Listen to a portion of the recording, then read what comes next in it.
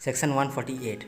Bailment is a contract between two parties, bailer and bailee, in which bailer delivers the goods to the bailee for a specific purpose, upon a condition that once the purpose is accomplished, bailee will either return the goods back to the bailer or dispose as per the direction of the bailer.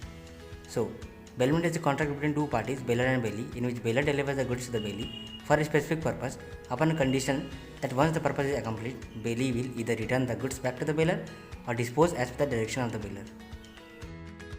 Essential characteristics. Trick CDS program. C for it is a contract. D for involves delivery of goods. S for bailee is obliged to return the same goods, even not those of higher value. And P for possession changes but ownership does not. Now last, no bailment of immovable goods and money. Now different forms of bailment. Delivery for bailer's use, goods given to a friend without any charge, hiring, delivering to creditors for repair, for carriage. Right of belly. जो बेली का right होता है वो baler का duty होता है.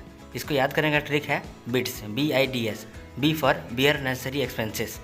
Can reimburse the necessary expense if goods deliver for use of bailor in gratuitous bailment, but not in case of non gratuitous bailment. I for indemnify bailee. When bailor was not entitled to make the bailment, एक case. और दूसरा case where he had lent the goods gratuitously and decides to terminate the bailment before the expiry of the period, then bailer must compensate. Now D for disclose known facts. But in case of bailment of reward, if bailee suffers any loss due to undisclosed defect, then bailer is always liable whether he is aware or not. Last one is bound to accept the goods. So इसको summarise करते हैं. Right of belly is the duty of baler. इसको याद करने का एक trick है beads. B for bear necessary expenses, I for indemnify bailee, D for disclose known facts, और S for bound to accept the goods. Now rights of bailer. Right to enforce duties of bailee and claim for damages. Right to enforce duties of bailee and claim for damages का दो है. If unauthorized use and not acted in like man of ordinary prudence, तो वो contract cancel कर सकता है. और effect of mixture made by bailee by mixing his goods with bailee goods. With bailer consent, then bailee will get agreed share in mixture, but without bailer's consent, then if separation possible, bailee will incur separation cost and return the goods back to the bailer. But if separation not possible, then reasonable compensation has to be paid. दूसरा है right to claim increased profit. तीसरा है right to demand goods back. चौथा है right to terminate the contract. चार case में right to terminate the contract होता है. If unauthorise use, if period expires, if demand for return goods and if death. Finder of lost goods. Owner announced reward. If yes, if owner does not pay such reward, finder can retain goods and also sue him. But in case no, then finder can ask for reimbursement of expenses to keep the goods in safe custody and to find true owner. Owner refuses to pay, finder cannot sue but can retain goods until such expenses are paid. Now, finder can sell goods if perishable in nature or finder's expenses incurred is greater or equal to than 2/3 of value. Finder can sell the goods if perishable or finder's expenses is more than or greater than 2/3 of the value. Particular lien. When bailee has done work on the goods for the benefits of the bailer and as per the direction of the bailer, but bailer refuses to pay remuneration, bailee can retain that good on which work has been done. Now again, particular lien. When bailee has done work on the goods for benefits of the bailer as per the direction of the bailer, and bailer refuses to pay remuneration, now bailee can retain that goods on which work has been done. Now difference between general lien and particular lien. Right to retain any goods of the bailer for general balance of account outstanding. In case of particular lien, right exercisable only on such goods in respect of which charges are due. Automatic. In general lien, it is not automatic, recognized through agreement. It is exercised by bailee only by name. But in case of particular lien, it is automatic. labor or skill. In case of general lien, can be exercised against goods even without involvement of labor and skill. But in case of particular lien, when involvement of labor and skill is important.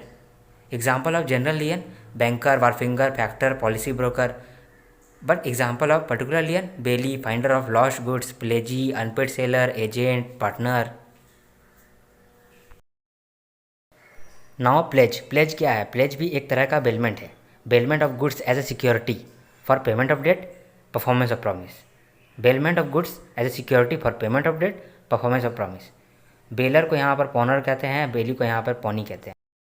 Now elements of pledge: must be bailment for security as payment of debt, performance of promise. Goods must be subject matter of contract of pledge. Goods pledged must be in existence, future goods नहीं होगा. Must be delivery of goods from pawner to pawning. So summarizing this up: pledge, bailment of goods as a security for payment of debt, performance of promise. Bailer here is pawner and bailee here is pawning. Now elements of pledge: must be bailment for security for payment of debt, performance of promise. Goods must be subject matter of contract of pledge. Goods pledged must be in existence. Must be delivery of goods from pawner to pawning. Rights of pawning. Pawnee has the right to retain the goods, not only for the payment of debt, but also for the interest and all necessary expenses. Point 2. Right to retention of subsequent debts. Point 3. Pawnee's right as to extraordinary expenses incurred. Point 4. Pawnee's right where pawner makes default. If pawner defaulted in payment, Pawnee may sue and retain the goods pledged as collateral security. Or he may sell the goods pledged on giving the pawn or reasonable notice of sale. But if proceeds are less than amount due, then pawner is still liable to pay balance. But if proceeds are greater than amount due, pawnee shall pay the surplus. Now, fifth point: pledge by person in possession under voidable contract. Pawner obtained possession under voidable contract. Contract has not been rescinded at the time of pledge. Then pawnee acquires a good title. Point 5th again: pledge by person in possession under voidable contract. Pawner obtained possession under voidable contract and contract has not been rescinded at the time of pledge. Then pawnee acquires good title. Summarizing this up: rights of pawnee. Pawnee has the right to retain the goods not only for the payment of debt but also for the interest and all necessary expenses. Right to retention of subsequent debts. Pawnee's right as to extraordinary expenses incurred. Pawnee's right where pawner makes default. If pawner defaulted in payment, pawnee may sue and retain the goods pledged as collateral security, or he may sell the goods pledged on giving the pawn or reasonable notice of sale.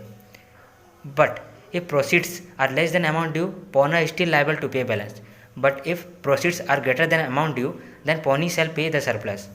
Last case: pledge by person in possession under voidable contract. Pawner obtained possession under voidable contract of goods pledged. Contract has not been rescinded at the time of pledge. Then pawnee acquires a good title. Now right of pawner. दो right है: right to redeem, limited interest. Now right to redeem: pawner default करा, sale होने लगा property, last time में छुड़वाने आ गया तो छुड़ा सकता है, ये उसका राइट है. Any time before actual sale वो छुड़ा सकता है. बट नेसेसरी एक्सपेंसेस जो भी लगा होगा नीलामी के लिए वो देना पड़ेगा इसको. लिमिटेड इंटरेस्ट में क्या बोल रहा था? जितना एक्सटेंट तक प्लेज रखा था उतना एक्सटेंट तक ही बेच सकता है, उससे ज़्यादा नहीं बेच सकता है. बेलमेंट वर्सेस प्लेज, इसको याद करने का एक तरीका है कि एक बच्चा जब लाइब्रेरी में गया तो लाइब्रेरियन ने पूछा कि पर्पस क्या है तुम्हारा. तो बच्चा कहता है हमको बेचना है. तो टीचर बोलती है तुम यूज़ कर सकते हो लेकिन उसके लिए भी कंसिडरेशन देना पड़ेगा, तभी तुम डिस्चार्ज हो सकते हो. तो बच्चा बोलता है कि ओके मैं घूम के आता हूँ, मैं रिटर्न होके आता हूँ. तो इससे पता चल गया कि purpose: right of sale, right to use, consideration, discharge and return. Now purpose. Pledge में क्या है? Goods are bailed as security for loan और performance of promise. Right of sale: in case of bailment generally bailee cannot sell, but pawnee enjoys the right to sell only on default by pawner to repay the debt or perform his promise, and that too only after giving due notice. Right to use: in case of bailment, if terms provide, bailee can do. But in case of pledge, pawnee has the right to use consideration. There may or may not be consideration in bailment, but there is always consideration in pledge. Now discharge. Bailment is discharged when purpose is accomplished. Pledge is discharged on payment of debt or performance of promise. Return. In gratuitous bailment, bailee is bound to return the goods on demand.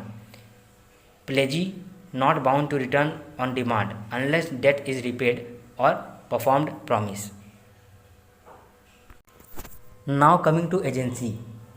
Contract Act does not define agency.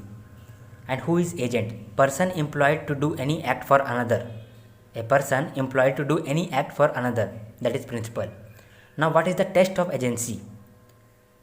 Person has capacity to bind principal and make him answerable to third party, and he can establish privity of contract between principal and third party. Again, test of agency. Person has capacity to bind principal and make him answerable to third party, and he can establish privity of contract between principal and third party. एक Latin maxim है, quit face it पर allium face it पर से, जिसका मतलब होता है he who act through an agent is himself acting. Now privity of contract क्या होता है? कॉन्ट्रैक्ट जिसमें कंसर्न पार्टी एक दूसरे को स्यू कर सकती है, but stranger cannot sue. Now principal must be major and sound mind, but agent may be minor. Now extent of agent's authority. In normal circumstances, principal is liable for lawful acts of agent. याद रखना, principal is liable for lawful acts of agent in ordinary course of business and custom of trade. But in case of emergency, if agent acted to save principal from loss, it was commercial necessity, it wasn't possible to contact principal, acted in good faith like a man of ordinary prudence would have acted, then even if act is beyond scope of his authority and loss has take place, then principal would be liable. So here one question arises, that in what conditions, even if the act is beyond the scope of his authority, principal would be liable? Then answer would be the same as written in the emergency. Now there is three types of agent: express, implied and ratification. Express, agent appointed through words, oral or written. Implied agent, by conduct of parties, by circumstances. अब बात करते हैं by conduct of parties के बारे में. If two person behave as principal and agent in front of third party, if two person behave as principal and agent in front of third party, then it is agent by conduct of parties. अब by circumstances. Wife is an implied agent of husband. Husband shall be liable for all credit purchases of necessaries made by wife. इसके कुछ exceptions हैं. When husband expressly forbidden wife not to buy on credit, when husband has expressly forbidden tradesmen not to supply goods on credit to wife, when sufficient allowance was provided to wife, where necessary articles were already provided. Now ratification. Ratification means owning or confirming the prior acts which was done without the authority and knowledge of principal. Ratification means owning or confirming the prior acts which was done without the authority and knowledge of principal. There are 7 conditions of it. It can be express implied, full knowledge होना चाहिए principal को, full या whole transaction should be there, only legal acts. Ratification cannot injure third party interest. Ratification must be within reasonable time. Ratification must be communicated. Now sub-agent, agent appointed by agent of principal and works under control of agent of principal. Agent appointed by agent of principal works under control of agent of principal. Appointment of sub-agent is unlawful because an agent cannot appoint sub-agent since delegatee cannot further delegate. Exceptions of it: when there is a contrary contract between principal and agent, appointment of sub-agent is as per the custom of trade, and agent has appointed sub-agent in case of emergency. Summarizing this up very fast: sub-agent, agent appointed by agent of principal, works under the control of agent of principal. Appointment of sub-agent is unlawful because agent cannot appoint sub-agent since delegatee cannot further delegate. Exceptions: when there is a contrary contract, when there is a custom of trade, when in case of emergency. Now substituted agent, agent of principal appointed by another agent of principal, agent of principal appointed by another agent of principal, and works under control and supervision of principal. He has been appointed by agent with full authority and knowledge of principal.